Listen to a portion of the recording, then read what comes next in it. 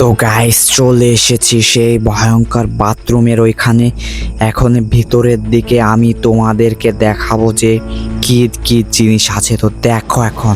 তো হ্যালো আসসালামু আলাইকুম গাইস, আজকে আমি যেতে চলেছি আমার চ্যানেলের প্রথম যে ভিডিওটা দিয়েছিলাম মনে আছে, ভয়ঙ্কর সে বাথরুমটা দেখাতে চেয়েছিলাম সেকেন্ড পার্টে।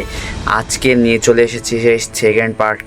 আজকে আমি যাচ্ছি সেই ভয়ঙ্কর বাথরুমের ওইখানে।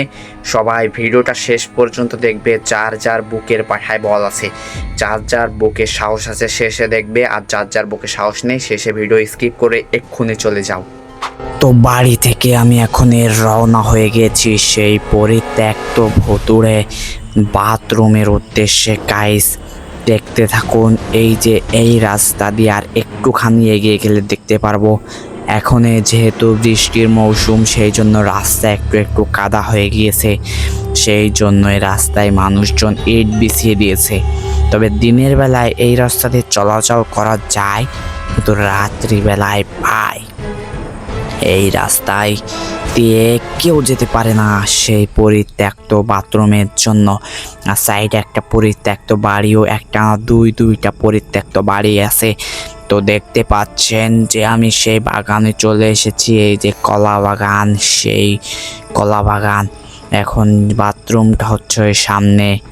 এখন বাথরুমের দিকে আস্তে আস্তে করে এগিয়ে যাবো। আর সেই পরিত্যক্ত বাড়ি প্রথমটা মানে দালান বাড়িটা, আর একটা টিনের বাড়ি ওই সাইডে রয়েছে।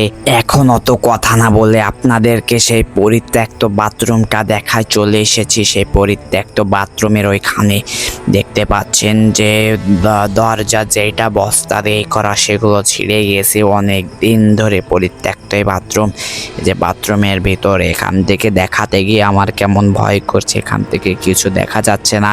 এবার উপর থেকে দেখা, ভাই আমার ভয় করছে কেমন। উপরে আবার ওইখানে কি মুটকি টুটকি আছে, এগুলো আবার কেমন পেপারের মতন দেখা যাচ্ছে। আসলে জিনিসটা কি আমি এখনো বুঝে উঠতে পারলাম না গাইস। আমার কেমন মনে হচ্ছে এখানে কালো জাদু করা হয়। তো এখন বাথরুমের এই সাইডের দিকে চলে এসেছি। এখন আমি বাড়ির দিকে রওনা দেব। তো গাইস ভিডিওটা কেমন লেগেছে অবশ্যই কমেন্ট করে জানাবেন এবং সেই সঙ্গে শেয়ার করে দিবেন। আমি এখানে আর বেশি সময় থাকতে পারলাম না, আমার কেমন গা মাথা ঘুরছে এখানে থাকতে লাগলে। তো অবশ্যই সাবস্ক্রাইব, শেয়ার এবং কমেন্ট করে দিবেন। আর কি অন্য কোন জায়গা দেখতে চান, এরপরে কেমন জায়গা দেখতে চান সেটা অবশ্যই কমেন্ট করে জানিয়ে দিবেন। এখন দেখতে পাচ্ছেন আবারও সেই ইটের রাস্তা বরাবর হেঁটে যাচ্ছি। ইটের রাস্তা বললে ভুল হবে, দুইটা করে ইট দেওয়া প্রত্যেকটা স্টেপ ফেলানোর জন্য। তো প্রায় চলে এসেছে আমার বাড়ির কাছাকাছি। তো গাইস সবাই ভালো থাকবেন, সুস্থ থাকবেন এবং সাবধানে থাকবেন, এবং রাত্রিবেলায় একা একা চলা অবশ্যই পরিহার করবেন। তো আজকের মতো ভিডিওটা এই পর্যন্ত। Bye bye.